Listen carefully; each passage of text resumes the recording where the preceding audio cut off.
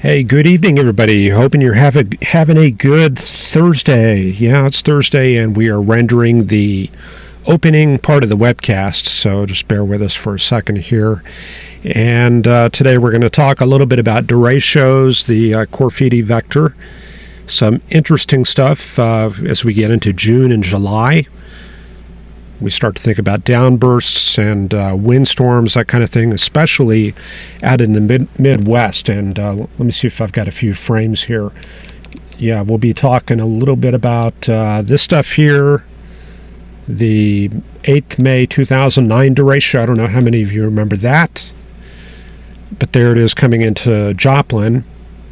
And I'll animate this real quick. Bam. And there are some videos online you can definitely check out. Let me see if I can bring up one of those here. And before I do that, let me make sure my audio is going. Yeah, let me know if the audio's having any problems. And let's see here. Window number 30.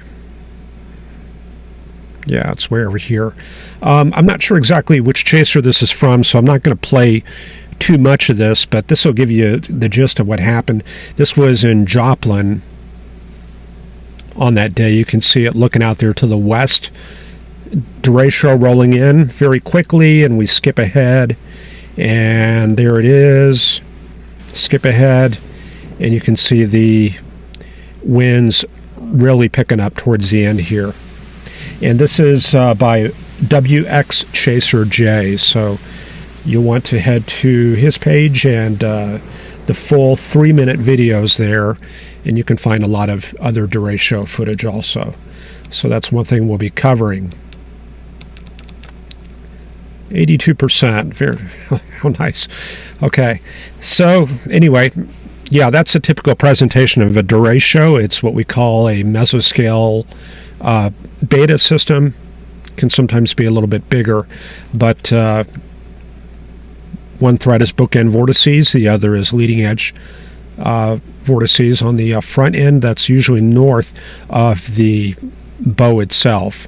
And of course we do have the straight line wind damage along these derechos. And we usually get, I would guess, at least maybe 2, maybe 3 derecho events every year. They do cause a lot of damage, and let's see where we're at. Yeah, I think we're ready to roll, so let's do that.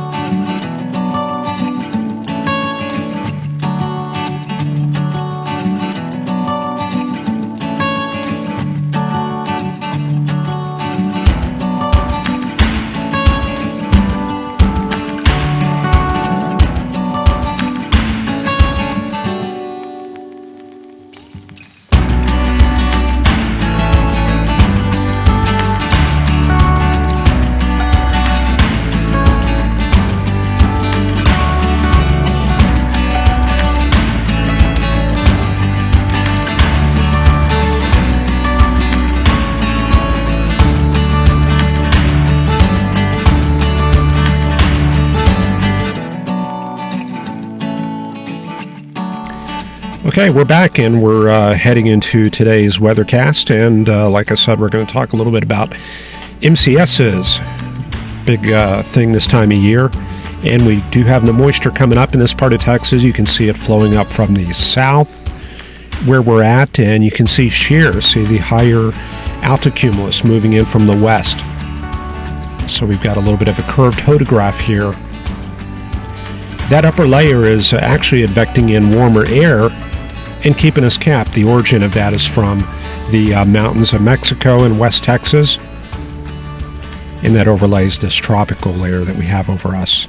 But at this time, pretty much clear. A little bit of cirrus out there to the south. Okay. So what do we have going on right now? Let's check out the charts. You can see the south wind coming up from the Gulf there. kind of south-southeast there. A couple of areas of thunderstorms, one near Abilene, another near Childress, and another up near the Wichita, Emporia, Kansas area. That's up to the top of the chart there. Do we see a dry line? Definitely. You can see out there in New Mexico. Hang on, let me go to my mixer, make sure I've got my levels turned up. Okay, yeah, we're looking good. Yeah, look at that. 19 degrees there at Roswell, 12 at Tucumcari, and 15 at Clovis. So some very dry air, even 8 degrees there. That's a very low dew point there, especially for this time of year at Las Vegas, New Mexico. So superimposed in there somewhere is a dry line, and I prefer to go to the east side of the gradient. So that's going to put me over here near Ozona. And if we ignore the outflow boundaries, that kind of carries us northward like this. We can see northerly winds coming in from the Lamar, La Junta area of Colorado.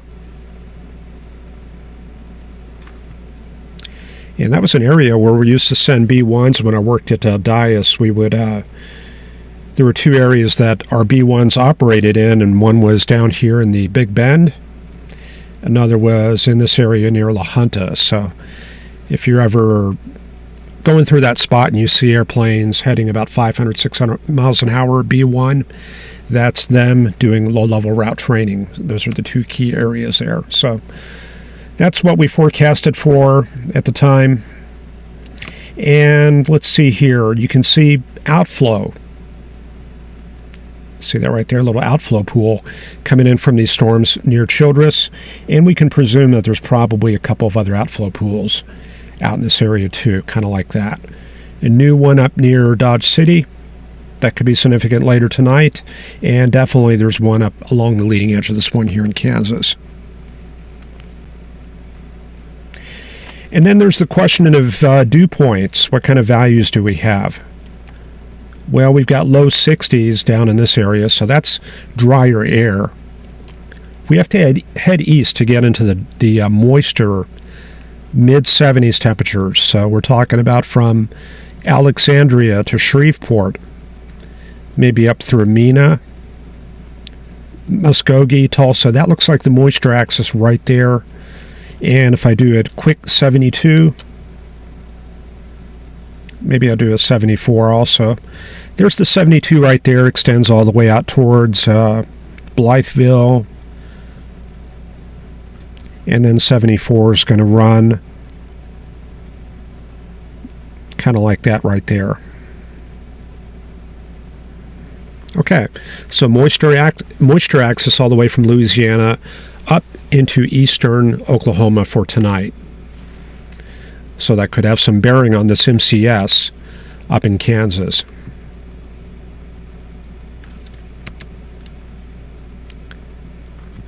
There's one more look at the MCS looking a little bit further north.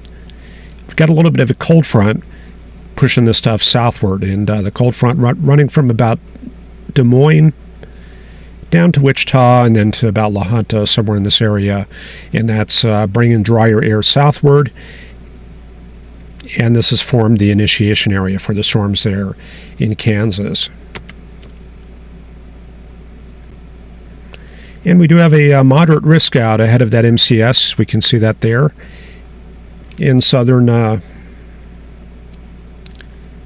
southeast Kansas. Then we'll take a quick look at the day too. I'm kind of curious about that. Looks like we are looking at Kansas City, St. Joseph, maybe just north of there, Omaha, Des Moines. Okay, enhanced risk for that area for tomorrow. Okay, the prevailing flow for today. You can see earlier in the week we had some troughing out to the west. And then as the week progressed, this low that we had over the Great Basin area kind of lifted northeastward. And we see that disappear to the north. And this is about where we're at right now. That low is now over the Manitoba area unusual troughing for the Pacific, and we've got a very zonal polar front jet pretty much all the way from the central Pacific out all the way into the central Atlantic. And this is actually a very dynamically unstable pattern, so we're probably going to see this buckle at some point over the next several days. There's a quick look at the 250 millibar flow. You can see that very strong 110 knot jet coming on shore there in Oregon and out into Nebraska. Then we've got a trough out over the Midwest right there. And then 55 to 50 knot flow up into Ontario. Maybe more like that right there. And then the subtropical jet this time of year. Yeah, we've definitely got that. I got 50, 55 knots over Arizona. And there's a characteristic anticyclonic pattern to that subtropical jet extending over Oklahoma like that. So this is 200 millibar. No, this is 250. This is up at 34,000 feet. We go a little higher to 39,000 feet. We can really pick out that subtropical jet. And you can see the wind speeds increase to 80 in Albuquerque and 70 in Yuma. So that's definitely going to support storm organization. Any cells that get going over New Mexico. The main problem is that the moisture, as we've seen, is kind of concentrated in this area here. And we saw how low the dew points were in New Mexico. So basically where the subtropical jet meets the moisture, that's probably the best potential for any organized storms. But of course we have the capping to contend with. 500 millibars showing the flow a little bit weaker, maybe some 30-40 knot flow over the West Texas area, polar front jet well to the north. 700 millibars, that's going to show the cap a little bit, and we can see the highest values around Midland and Amarillo and El Paso, 16 there. And you can see the flows out of the west-southwest. And it kind of originates from the Mexican interior and then kind of flows around kind of like this, kind of recirculates. So this is kind of a big oven up at 10,000 feet, advecting warm air around, and some of that reaches into Texas and keeps us capped. So we're going to see a little bit of a cap there with these 13s at Oklahoma City and Dallas. Then down at 850, we start getting into the tropical flow. You can see these flow out of the south. These are dew point depressions, so dew point about 15 Celsius there. It's about 59 there at Fort Worth. Low 60s for South Texas. And very dry air there at Lake Charles. Looks like a below zero dew point, so that tells you very limited moisture depth in that area. Much better moisture depth along the I-35 area. And then if you want to go down to 925, this is in the deeper part of the tropical air. Looks like Fort Worth right there. 17 Celsius dew point, that's going to be about 63. So pretty good 60s coming up northward and feeding up towards Oklahoma and southeastern Kansas. And this was this morning. I don't think we have the current charts in yet. Nope. So probably more of that moisture making it northward this evening. And there's the storms that we have going on. You can see a pretty good MCS there in Kansas moving south. Wichita's located about right there. They're seeing those storms rolling in. Looks like we have one isolated storm out around Medicine Lodge. Looks a little bit like a right mover there, doesn't it? I think we might have had maybe a storm split, maybe. Haven't looked at the radar yet. And then there's additional storms on the Cap Rock, and this one formed in Palo Duro Canyon, southeast of Amarillo.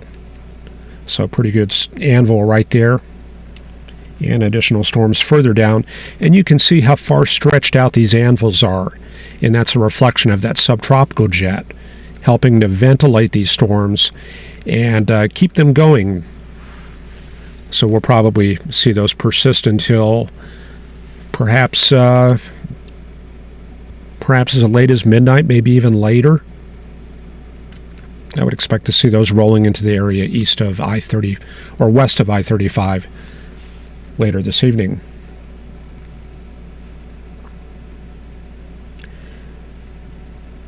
Okay, there's the moisture. This is the water vapor imagery. Not much to see here, but the subtropical jet does show up very well there. And you can kind of see the poleward side of that looking a little bit drier. So you can kind of pick out the moisture or the jet axis pretty much like that. And also the polar front jet showing up a little bit up in the Great Lakes. And then with Terra and Aqua, we can take a look at things earlier during the day. Site needs to be refreshed. But as it comes up, this will give us a look at what the boundaries looked like earlier today.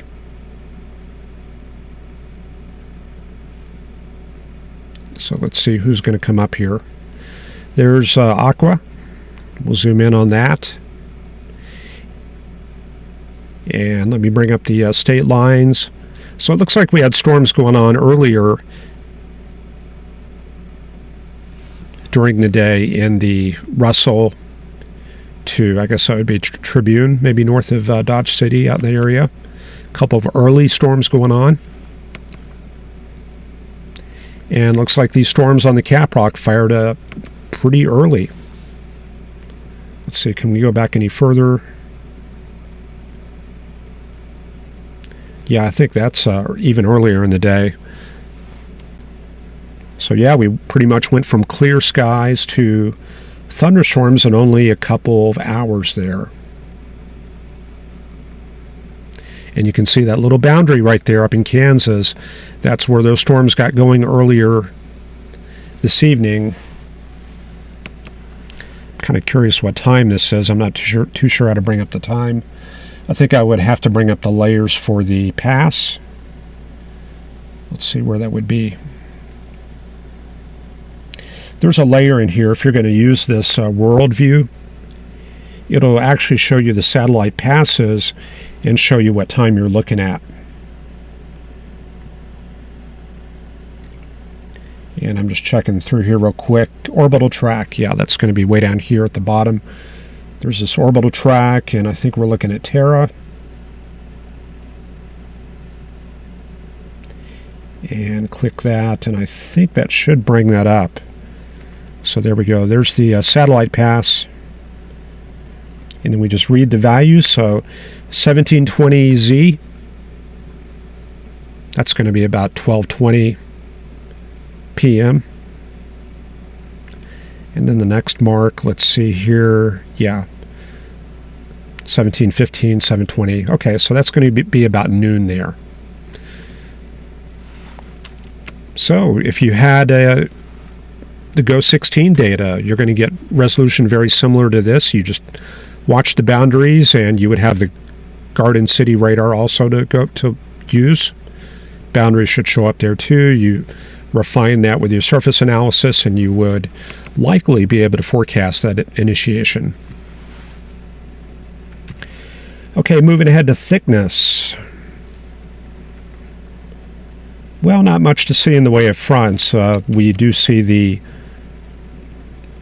thermal gradient kind of looking like this, sort of in this band here. So the front is going to be on the warm side of that. So probably a warm front from Wisconsin back to about Denver. Maybe another piece of that through Nevada. Then I think we probably pick up another one in this area.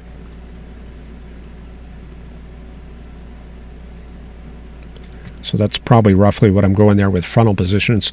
So if I go into surface analysis, I can kind of match this up and I can see that I have consistency with my surface chart there.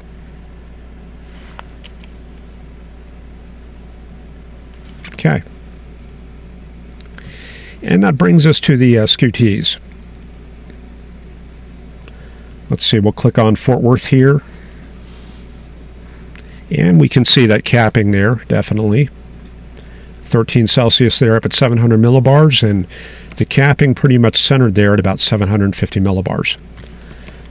And moisture not particularly rich. We're looking at maybe 14 grams per kilogram sitting in that line right there. And when I say 14 grams per kilogram, that's the mixing ratio. I'm reading that up on the top here. And that gives me an idea of the moisture depth close to the surface like that. And then I just mix in the heating. We'll go with 88 for a high. Go up to dry 80 bat like that. And we've got a ton of capping. We do have some cape up there for sure. But look at all that convective inhibition there. So that's keeping things shut down here in Texas, at least in this area. Let's take a look at Amarillo. We did have showers going there earlier today. And you can see that they are back behind the dry line, very shallow moisture. So a lot of forecasters might discard this chart and think it's useless. But what you can do is you can take the moisture that you have out off the cap rock. Looks like maybe 14 there. Norman showing about maybe 14. And you can bring that up to Amarillo. Okay, so we can just add in some moisture off the cap rock. All of this should be good off the cap rock there. You're not going to have a whole lot of change in 30 or 40 miles up at 300 millibars. So there's your new moisture line. So now we lift our parcel. We'll go with maybe 88, 89 for a high. So that's going to start us about right there. And there we go. Looks like some pretty good cape there. That's about 3,000 or 4,000 cape right there. And definitely convective inhibition, but you have the benefit there. Upslope flow with the Palo Duro Canyon there, very steep. In fact, Tim Marshall, I think his master's thesis there was on the effect of the Palo Duro Canyon on convection. That was back in the 80s, so it's definitely a source of lift in the low levels. So you can have sources like that overcoming the cap, and also boundaries. Those will overcome the cap to some extent also. And let's see, we'll take a look at maybe one more sounding. We're going to go to Springfield out ahead of that squall line. Looks like very limited moisture. Maybe about 10 to 11 mixing ratio. And they are capped. There's a little bit of capping there. We go with maybe 84, 85 for a high. And you can see that we're capped there. And all you need is a source of lift, a front, some convergence, or changes in the upper levels, like some upper level lift to change that around. Okay, and then a quick look at the tropics. Looks like that's starting to get active. So they've got this area, 50% chance of cyclone formation in 5 days. Remember, the GFS was looking for something in this area next week, and then something out in the deep tropics. That's definitely 1 or 2 weeks off, but that could be another possible storm coming together. And then we'll take a quick look at dynamics. Most of those are up in the northern plains there. Okay, so that's right now. A couple of short waves going through the flow. This looks like a jet max right there. You see the 50 knot flow right here. Let me circle the 50 knots. And you can see the effects of that on the poleward side. Lots of positive vorticity there. That's vorticity due to shear on the poleward side of the stronger flow. So if you're going to use the 4-cell quad, the 4 quadrants, you've probably read that in my forecasting book and in other sources on the internet. Your divergent quadrant would be out here. So that doesn't mean it's going to trigger thunderstorms, but that means it's going to help overcome any capping and cool the upper levels and make things more unstable. So that's the effect you're looking at. And then the other divergent quadrant is back into here. So there could be some effects back there over Colorado also. But this tends to dominate right there. And there's our mid-level ridge. So probably some very warm conditions across Missouri into Illinois there. And then just quickly over the next couple of days, wow, looks like a pretty good wave going across Missouri there. That could be from the MCS. That could be some convective feedback there. And then looks like jet energy coming in from the Pacific. Jet max there in Wyoming. So I don't know if we're going to get any moisture back, but this would be ideal if we had 50s and 60s dew points coming up into the high plains later in the week. Then a pretty good trough there towards Sunday. And then on Monday that moves towards the Indiana area. So maybe a little bit of interaction there with moisture. Okay, let's see here. We'll take a look at the chat, and let me get my webcam going. Yeah, here I am. Try to find my notes. I'm kind of disorganized there. I wanted to thank John Booma and Jason Fenley for the Patreon donations. That is much appreciated.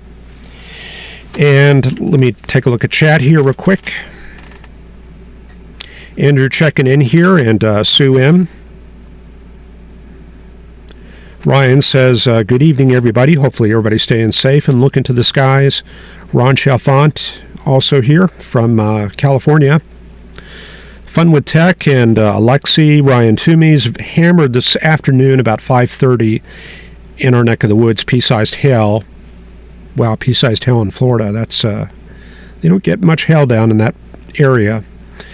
Justin Polium is here. Burl H. Some power outages from heavy lightning where Ryan is. Kevin McKinney's here saying the audio is good. Justin Polium remembering July 1st or 2nd, 2012, Washington, D.C., crazy storm. I guess we're talking about a derecho there. And things are calming down where Ryan is. Plenty of low-level moisture where Lloyd McCarter is. Not enough cool air aloft, he thinks. Eddie W. getting large hail out while chasing right now. Carl Berghoff sent some time-lapse, and yeah, I'm behind on email again. I will try to get to that tonight. Sorry about that. Yeah, I spent a little bit of last night trying to catch up on Facebook, and as some of you may know, I get on Facebook like once every 3 weeks, and then I kind of fall behind, and it's just kind of hard keeping up with everything. Ryan says tropics are heating up with activity storms coming together in the Gulf off the coast of Cuba and southwest of Florida. Let's see if we can bring that up on the water vapor imagery.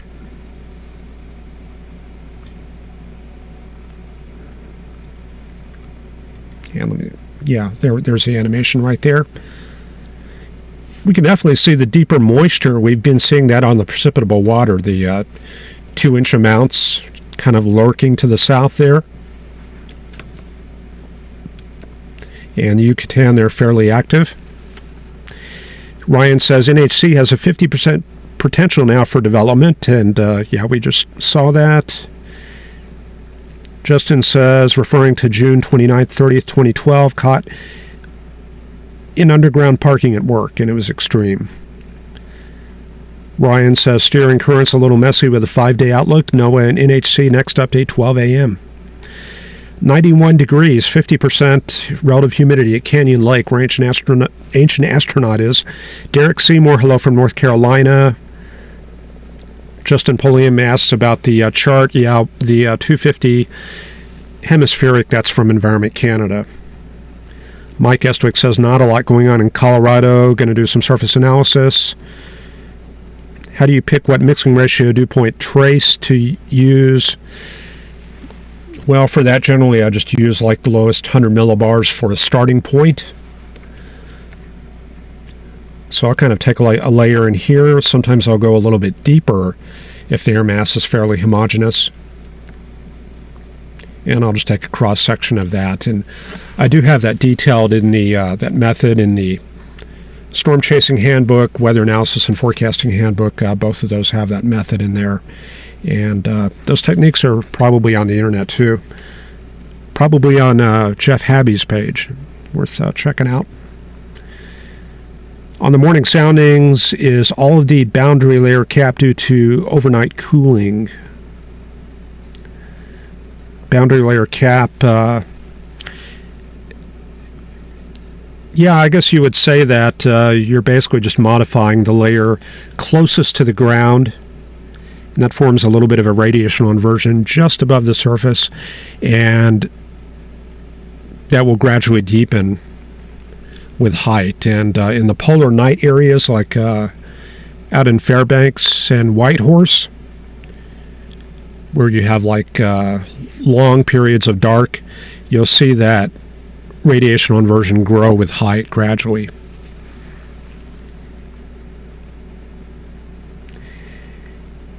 Okay, and let's see. Ryan likes the shirt. Yeah, I've had a couple comments about the shirt there. Yeah, talking about that. Weather camo. Yeah, I don't know what you would call this. It's kind of like a Hawaiian, sort of Indonesian maybe. I don't know. I guess they call it a batik, B-A-T-I-K shirt, I think. I don't know. I'm not really up on fashions. Stream quality is excellent. That's good to hear. And I do need to let you all know I changed this setting back, and let me show that to you real quick.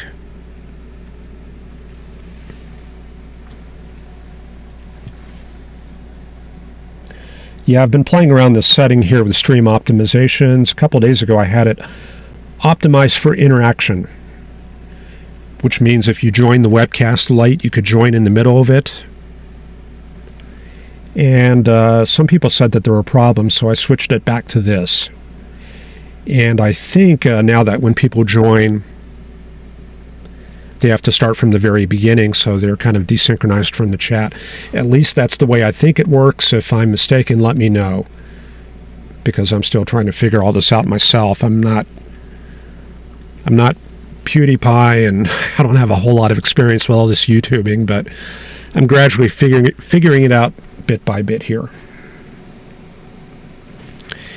And let's see, let me take a quick look at the rest of the chat here. I don't think there's very much left. Dorothy Tornado made it in. Justin Pulliam saying hello. And Carl says, yeah, it's a nice shirt, Tim. Okay, thanks, I appreciate it. All right, let's go to our charts here, and I'm trying to figure out where I'm going to drop in the information about downbursts and derechos. And I think I'm going to have to probably do that after I cover the forecast here. And I'll just kind of do like a mini lesson after this. So let's see what happens tonight. Here's the high resolution rapid refresh. So that looks to be fairly close where it's positioning all these clusters. And the general trend is for this other MCS up in Kansas to push into the Joplin-Springfield area. You can see that outflow boundary. And most of the Texas stuff shuts down. I did see one little fragment heading towards Brownwood and Waco Temple, continuing on to about 4 in the morning. We'll see how long that goes. And then the northern MCS just kind of continues east into Missouri, and then it's gone by morning. We lose the low-level jet, and we lose the heating. But this is where you have to be especially careful where the boundaries are laid down back behind it, because that is where things could start firing up tomorrow. One very good source to look at, if you want to go back and look at the night's weather, go to Locust. Let me see if I can bring this up. Yeah, go to Google, put in Locust, MMM. And that'll go to this image archive. And if you put in the current date, and I believe that they do have current data, you would put in June 17th or June 15th, 2017. What? No images?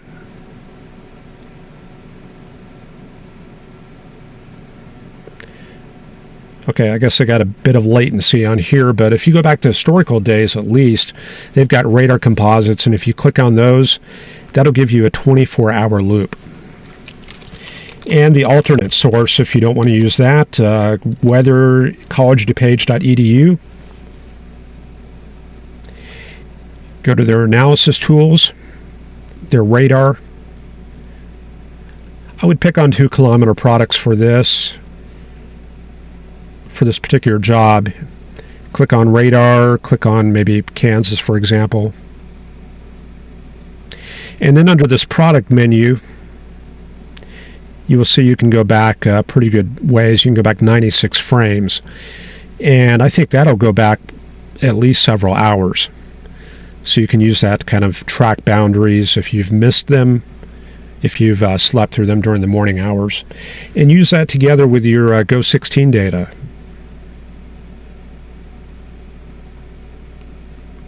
Okay.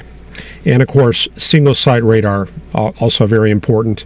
Not only the reflectivity, but also the spectrum width. And not all of these sites have spectrum width, and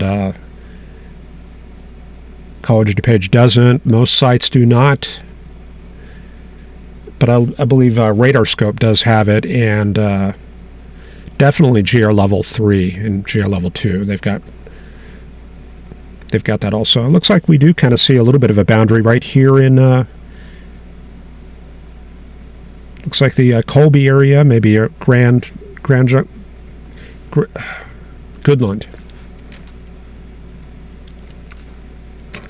Let's see if we can animate that a little bit here. Wow, on the single site radars, you can go back 200 frames. That's pretty good there. But yeah, look at all this boundary activity here. You're going to want to plot that on your surface chart as you go through and do your analysis, and keep track of the movement on those boundaries. Lots of tools there. You just have to remember to use them.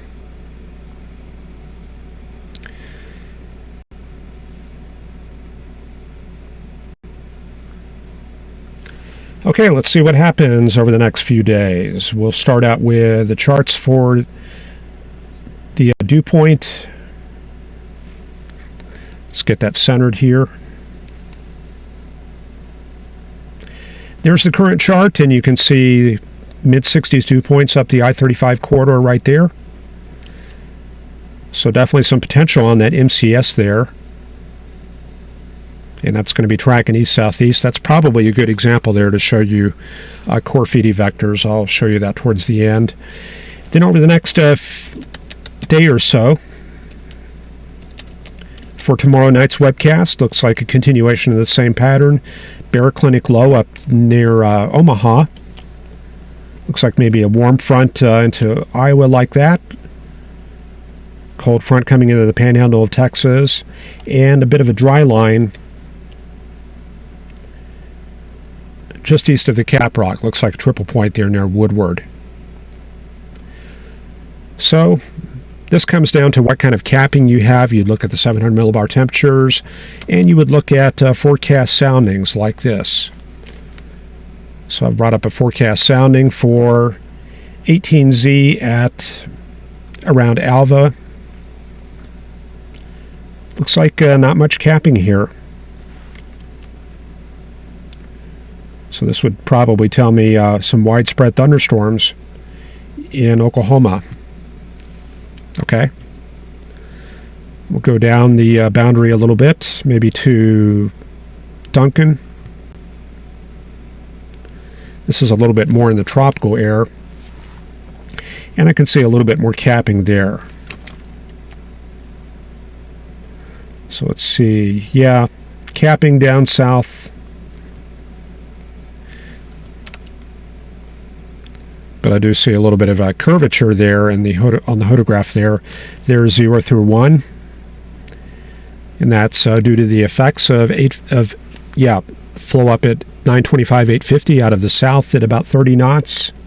You can see it right there, helping to elongate that part of the photograph there. So a little bit of severe weather potential if anything gets going in that area. But mid-level flow kind of weak there. And this northerly flow aloft, this points to the idea of maybe slow movers or maybe a slight southward drift on cells.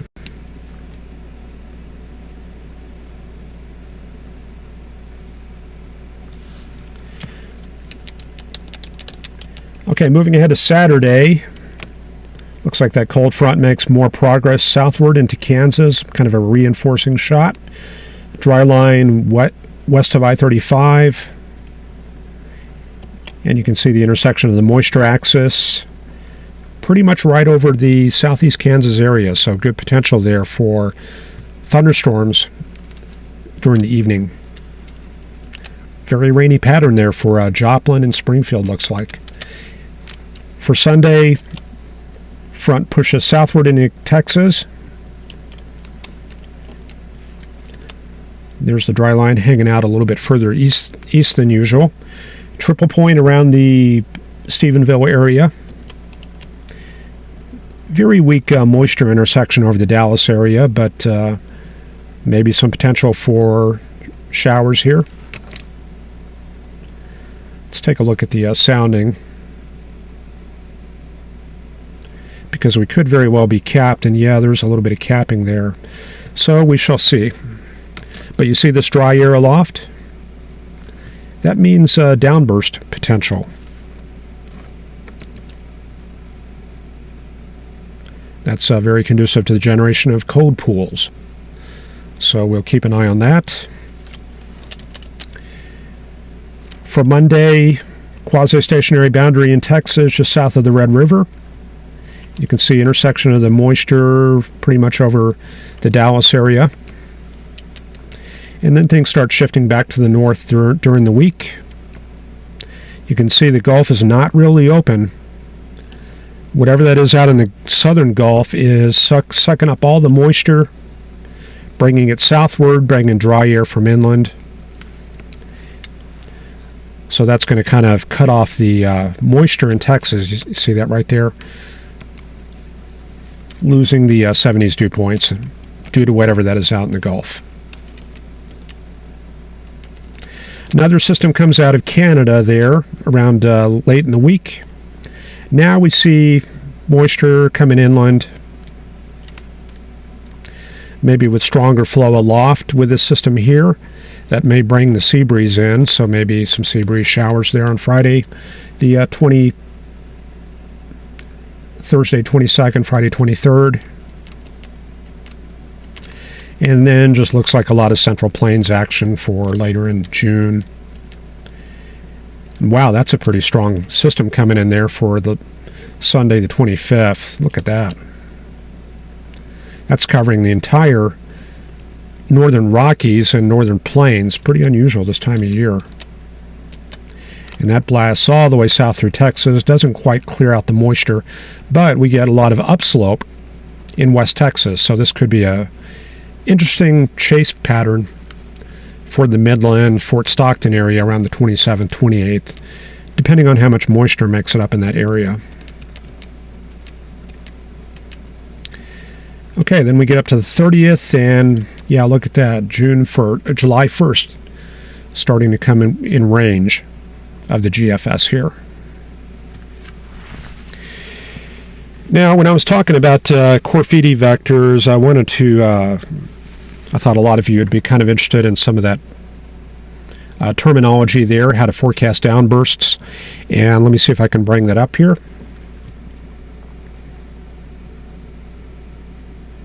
We're going to need to bring up the SPC data.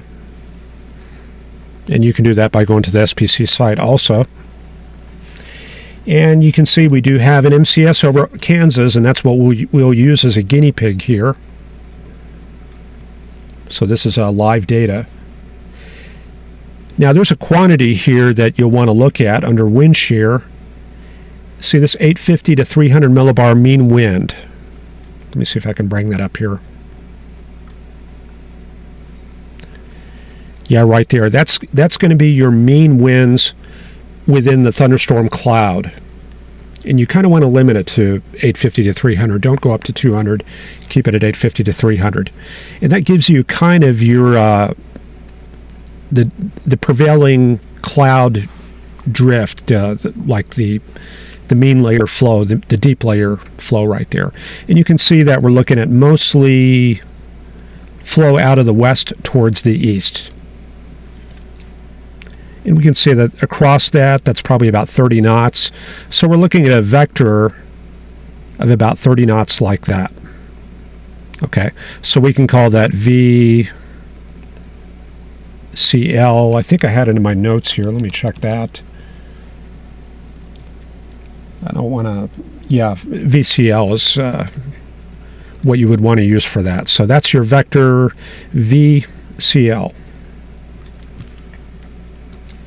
Now the other component is the 850 millibar flow. That's the low-level jet. So let's bring that up. Well, it's a little bit obscured here, but we can see it's out of the south at about 25 knots. Yeah, see about 25 there, 25 out of about 190. Now the trick here is you have to draw a vector opposite of the low-level jet, because your cells are going to want to propagate towards that low-level jet. So basically you're taking the cloud vector like that, VCL, and then you subtract out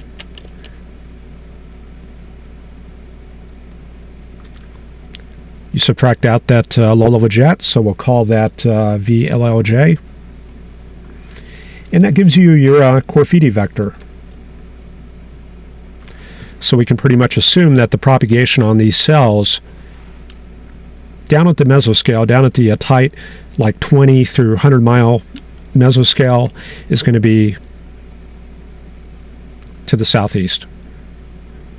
So that's kind of how you would use that right there. So you can use that before the storms form to figure out where you're going to see cells heading later in the evening. Your cells will initially develop earlier in the day. Let me see if I can go back a little bit.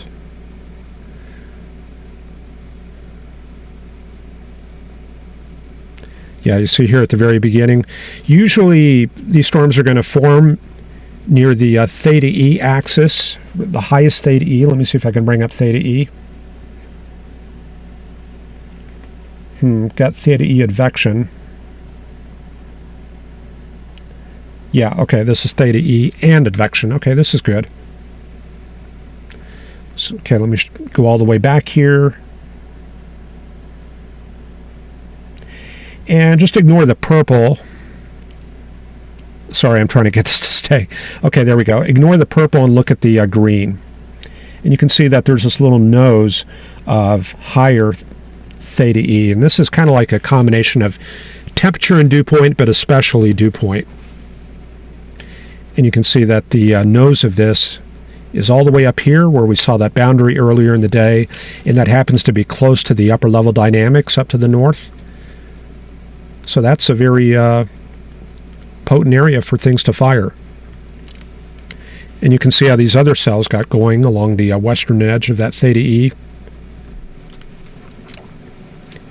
So all things considered, if you can't figure out where storms are going to form, you're going to want to go with theta E, and you can analyze that also in digital atmosphere. Wow, I've still got up, this is 1953 data. I had a Facebook post earlier about the Waco tornado. This is the day of the F5 tornado in 1953. You're looking at the data plots. And Waco is located right there. And yeah, we can run theta E on this, sure. Let's do that. Analysis, moisture, theta E. And it's a little bit noisy, and that's because I've turned off the smoothing a little bit. And you can see that we've got higher values right here around San Angelo. And then let me turn down the smoothing, and you can see this a little bit better. Okay, hang on a second. I've got the compiler open, which is usually the problem.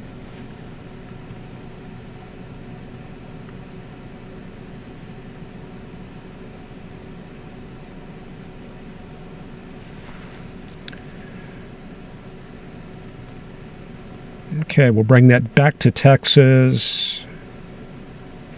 By the way, if you want to see the source code, I don't know how many of you all use digital atmosphere. But yeah, this is the compiler. This is where it is all... come on, I'm trying to drag it.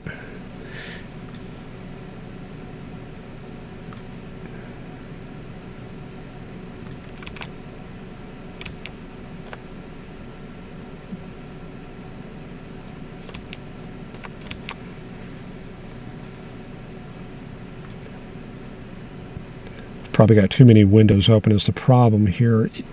Okay. Yeah, every time I drag it, it slips. But anyway, that's the source code there for digital atmosphere. You can see it's written in Pascal. And yeah, I'm trying to drag it over a bit, and in time it's not working. But let me go back anyway. I'll bring up that Texas chart. And I'm just going to bring up some current data here. We'll look at current data.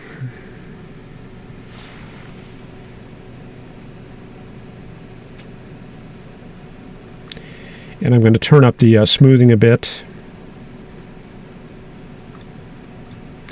And then we can analyze the theta E.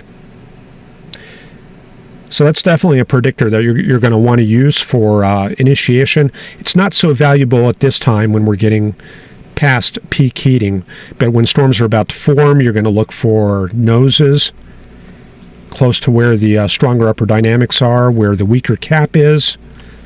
So this is a good example of a theta E ridge, and this would be another area you would watch.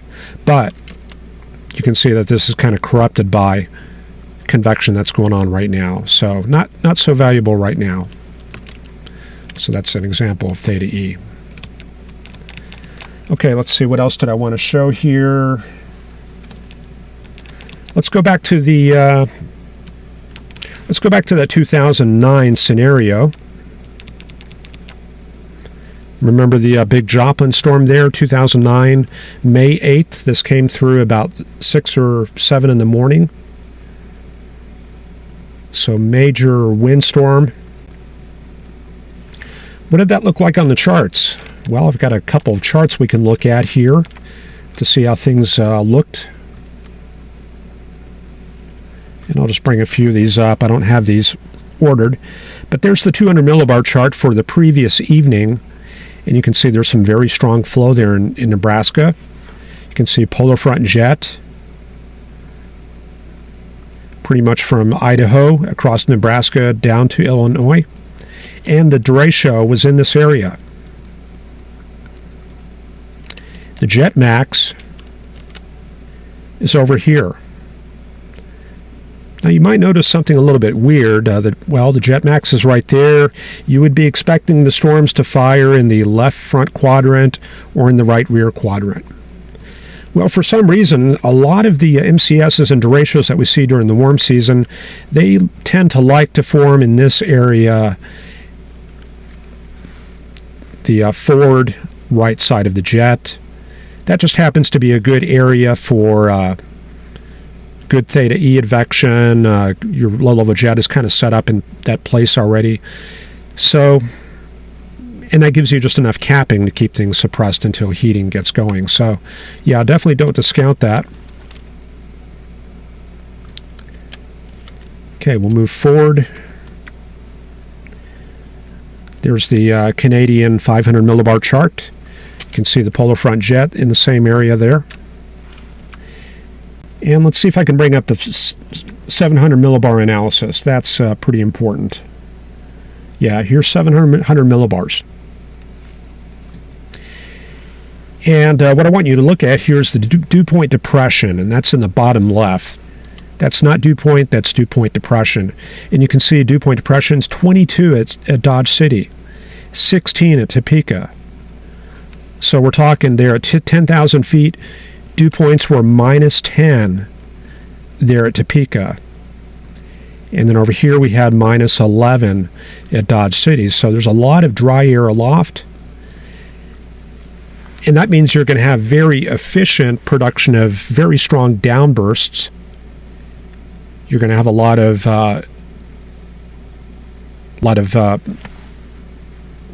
evaporation,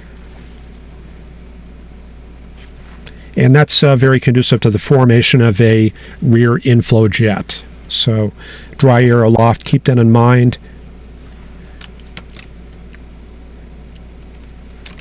And then when we go to 850, we should be able to see the low-level jet. Looks like maybe about 30 knots coming out of Oklahoma City right there. And as far as fronts, probably a bit of a warm front way up here. Yeah, 18, yeah, that's probably a warm front way up there. But we probably had some storms earlier in the evening developing around Denver, maybe North Platte, and those moved southeastward overnight. Encountered that low-level jet, and the cold pool, of course, caused by that, helped reinforced by this mid-level dry air. Let me see if I can bring up a sounding real quick, and I'll use digital atmosphere for that.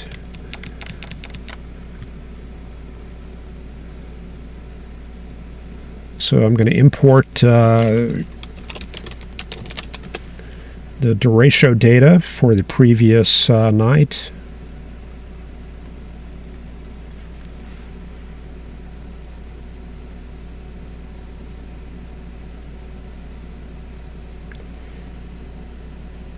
Okay, then we go over to soundings, and you can see digital atmosphere does give you a more detailed sounding than you're probably used to. Just go to the drop-down box, and we can pick out USA. We'll pick out Topeka. That's going to be in Kansas.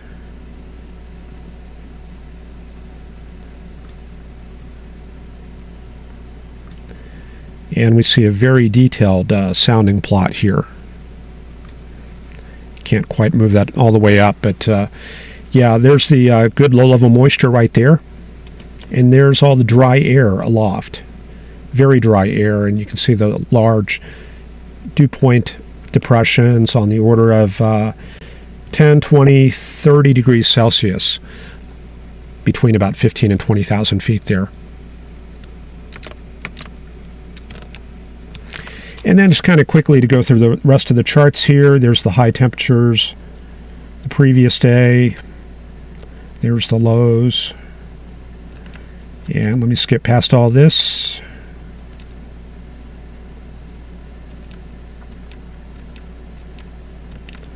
These are just all the charts that I collected, a lot of unrelated stuff. There's the snow for Canada. There's the mean sea level pressure, and it looks like maybe we did have a little, let's see, this was for, yeah, 0Z. Looks like probably there was some support for a little bit of a warm front maybe through Missouri. And derechos, strong MCSs, those have a strong affinity to track along a boundary, especially when that vector that I showed you earlier, when that coincides running parallel with that boundary, it will want to progress along that. So this looks to be a pretty good setup right there for that MCS.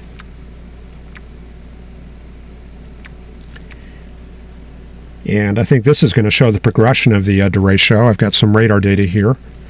So you can see this area right up here in Garden City. This is about 10 p.m. And we can see tops here up to about 36,000 feet.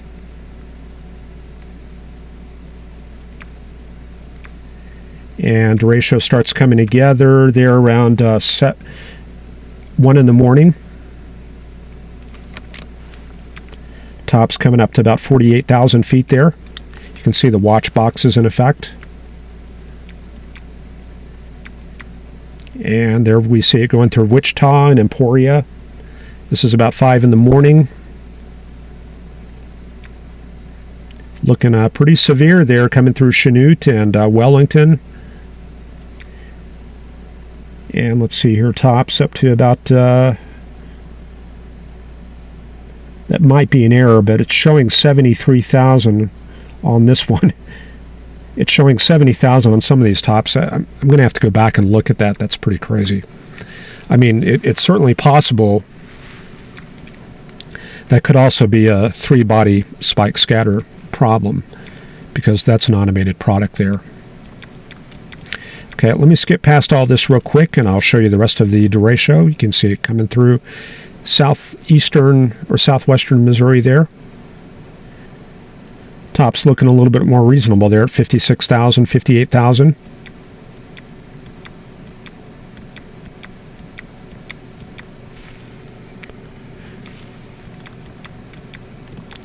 There's the thickness for 12Z. We can just take a quick look at that. Looks like warm front over Missouri. Okay. Then a cold front back to New Mexico. And our derecho kind of right up there.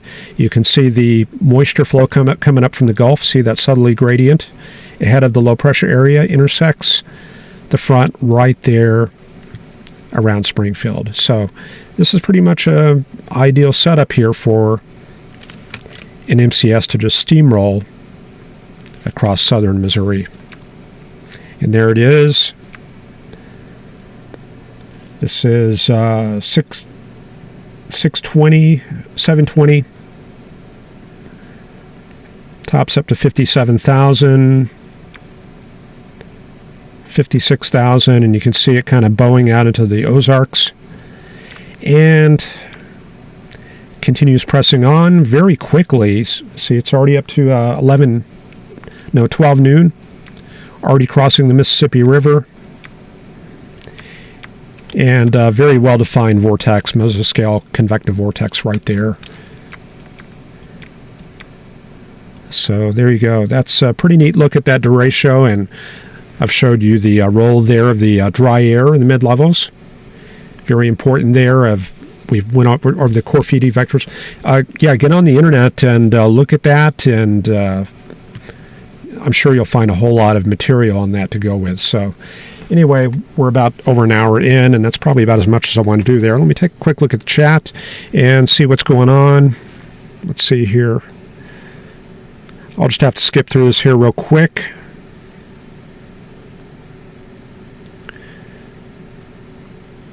Hi, Tim, from 60 miles southeast of San Antonio. Sounds like south of Seguin. Sagan's Run. Storm Zombie. Dutch since has reported a 4.5 earthquake at Yellowstone. 4.5, that's certainly better than 6.5. I would probably be buying a plane ticket. Yeah, Oregon coast waiting for the big one. There's supposed to be like a 50% risk of like a magnitude 8 earthquake in the next 30 or 40 years. Looking for that big one there. Justin Pulliam says, this is great stuff. Way behind now because I keep rewinding. Lots of great info. This must have taken a long time to prepare for, and I appreciate it. Yeah, just keep the Patreon donations coming. I appreciate that, and we will keep doing these webcasts. Much appreciated. Storm warning came in along Interstate 80 in East Iowa. And Ryan says, great stuff, Tim. Good amount of data gathering. Gathering. I think this is probably a good time for me to maybe close off with the radar. We'll just take one quick look at GR level 3 and bring up the current data. Probably want to go up to maybe Iowa. Let me bring up Davenport here. At least that's what I think I'm seeing there in chat. So let me bring that up, and I'll bring up the SPC charts.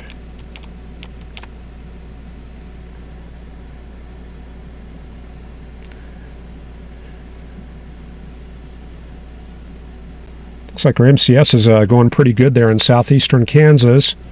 And yeah, definitely an isolated storm up there north of Dubuque.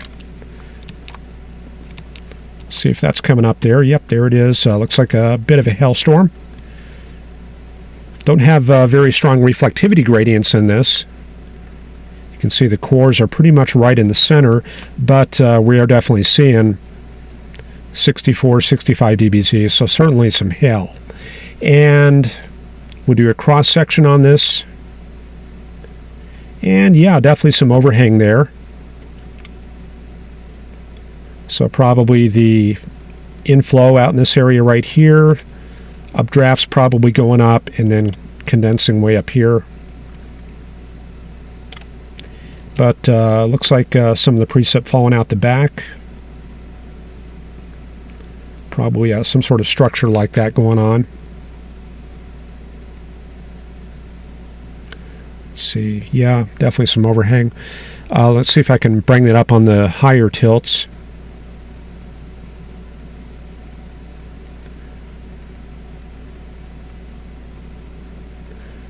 Yeah, so I'm going to put a dot right there, and you can see, yeah, a little bit of tilt.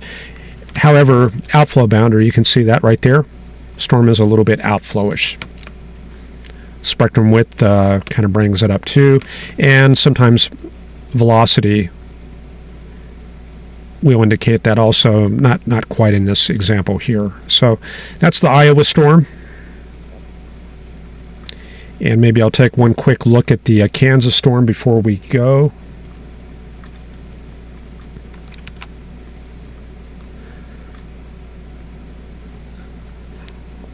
So I have to go to the Tulsa radar for that one. So we'll wait for that to come up real quick. We'll take a look at the SPC products, and usually a good thing to look at this time of the evening, about 7 or 8 o'clock, when we have an MCS going like that, is to look at the 850 millibar winds. And this is going to be gathered from the rapid refresh model. So this is not actually observed winds. You can look at the 0Z data. But, you know, if you kind of pick your way through here, you can see 40 knots. Pretty good low-level jet feeding northward. So the main problem I think we're going to have is this storm will move this way towards northern Arkansas, and it's probably going to outrun that low-level jet, get into this weaker 10-knot wind area here. The West Texas storm does have a little bit better support. You can see 15 knots out ahead of that. But where we have 40-knot winds feeding through here, we didn't really get much in the way of initiation today. And yeah, one thing I wanted to show you real quick before we go, I wanted to show you how the models did with verification on these storms last night. Here's the high resolution rapid refresh. This is the midnight run for last night.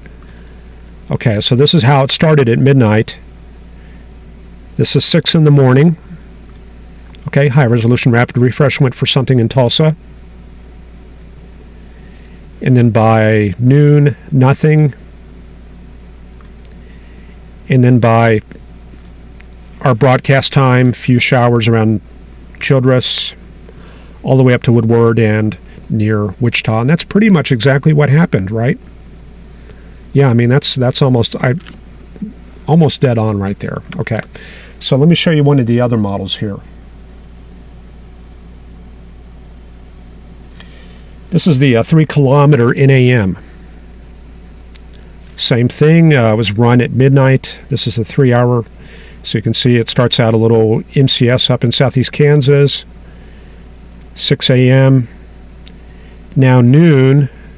Now you see it's got all these MCSs in Oklahoma, and I don't believe that ever happened. And then by 6 p.m., it had a big MCS over the Dallas area up to Sulphur Springs. Nothing up in Kansas because it got scoured out by moisture. Big old meso high here disrupting things. So a much different picture there on the NAM3. And then the regular old NAM, same thing, starting at midnight, 6 a.m., noon, and then 6 p.m. Well, this was a little bit off. It got the general idea right of there being no MCS out in the Red River area, but it went a little bit too aggressively with an MCS in Kansas, brought that all the way down to Tulsa by the time we did this webcast here.